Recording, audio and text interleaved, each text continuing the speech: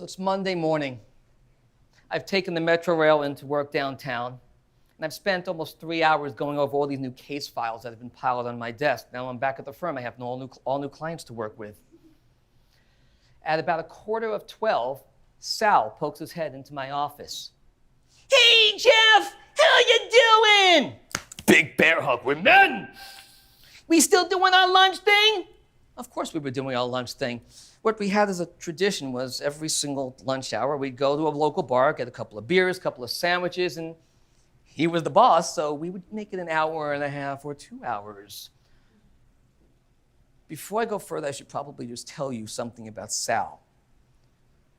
Best friend in college, gave me this job, but if I'm going to be straight with you, the guy was a sleazebag. Serial womanizer, no filter on his mouth, so he'd say anything no matter how offensive it was. And the scruples? On the other hand, as I said, he gave me this job. He was a great bowling partner. And when I needed to vent, he listened. Which is what I needed to do that first lunch that we went to when I got back on that Monday. I needed to vent, mostly about what was going on with me and Linda. Normally, he'd let me go on for 10 minutes, which is an occasional comment, but this time, a minute in, he puts his hand up and says, "Jeff, shut up and divorce her already." What are you talking about, Sal? This is the woman I love. I just need to work harder, find the right way. You've been working harder for 10 years, Jeff. It ain't happening. Linda has no interest in making your marriage good. She just wants to spend time with her little kiddies and not spend any time with you anymore. She reminds me of my third ex-wife. Remember? Attorney, but no time for moi. She was always in love, but that was just with her own pursuits. Who she wanted to be and what she could achieve. Well, I'd be waiting at home, expecting her to walk through the door. And when she'd finally call, she'd say I'd simply slipped her mind. Oh, it was career first, love second or none. Career first, love second or none. We'd be lying in bed, there'd be a stack of papers on her lap. She said for her to succeed, she had to be prepared. Oh, and yes, we sometimes made love, an obligatory act of guilt.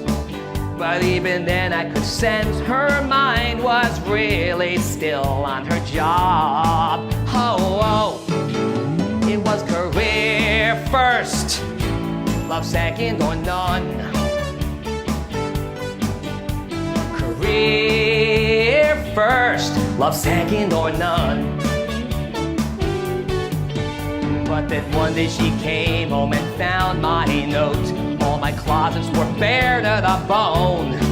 And for the first time in years, she could have her career, and her time was truly her own.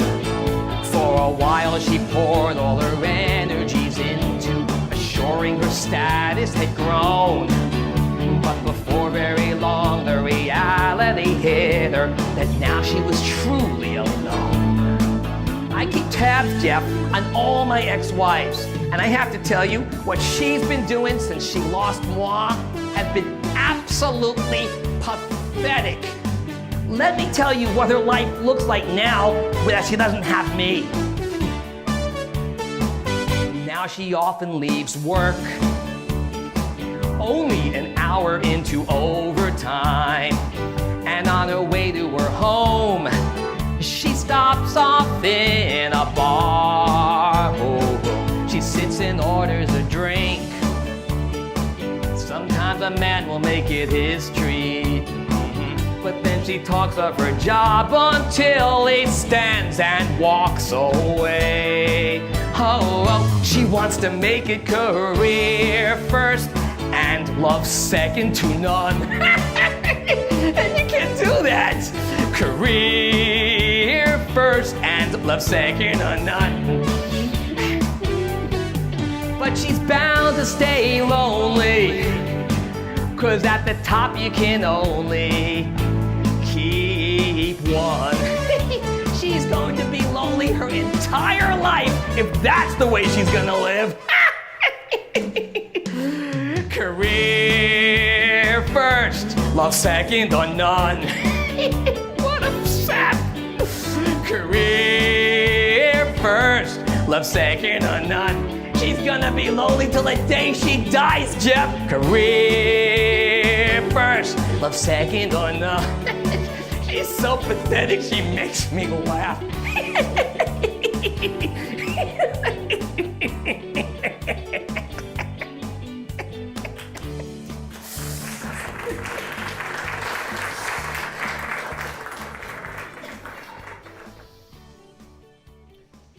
Sal continues. So here's what you gotta do, Jeff. You gotta dump her already. She's not interested in spending time with you. You need to make room so that you can find somebody who's gonna treat you the way you need to be treated. It's like I've been saying all along. Marriage, it's a disposable commodity. Dispose of it already. And I wanted to argue with him about love and commitment, but I could see that was gonna fall on deaf ears, so I went for the practical. Sal, even if I wanted to divorce her, which I don't, we couldn't even do it anyway. We could never afford a lawyer. We just paid off the mortgage. We couldn't afford to be paying two places all over again. And I also have to think of Linda. She's a teacher with a spending habit. She could never even afford to be on her own. So forget it. It's not going to happen. Sal gets a smirk on his face. Says, well, you know, Jeff, I've been thinking a lot about you, and I can answer every single thing that you just said. Number one, I want you to use my lawyer, and I'm gonna foot the bill. I think I got a divorce 4 get 1 free card with him anyway. And I slay me. and here's what you're gonna put into the settlement. Number one, let her keep the house. She's a dame. They all love the place. They're all domesticated. You can even let her keep the car because you always take the metro everywhere. And if you ever need a car, we got 5 company cars. Borrow one of ours as long as you want. And here's one of the 2 best parts. I want you to come live with me in my condo. It'll be just like old college times. We'll be roommates all over again. And here's the big kicker. I'm giving you a fat, juicy raise. The office has not been the same since you left. So you can save up money, make room for somebody who's gonna treat you the way you need to be treated. He had an answer for everything. That night I was lying in bed next to Linda, just like his ex-wife, stack of papers on her lap too. And I turned to her and I said, hesitantly, Linda, you know what Sal thinks? He thinks we should get a divorce. Now what I was hoping she would say was, no, of course not. And like, boom, the moment of truth where she realizes, no, we have to fight for our marriage. She did look up from her papers, went silent for 10 seconds, and then said, I think he's right. It's time.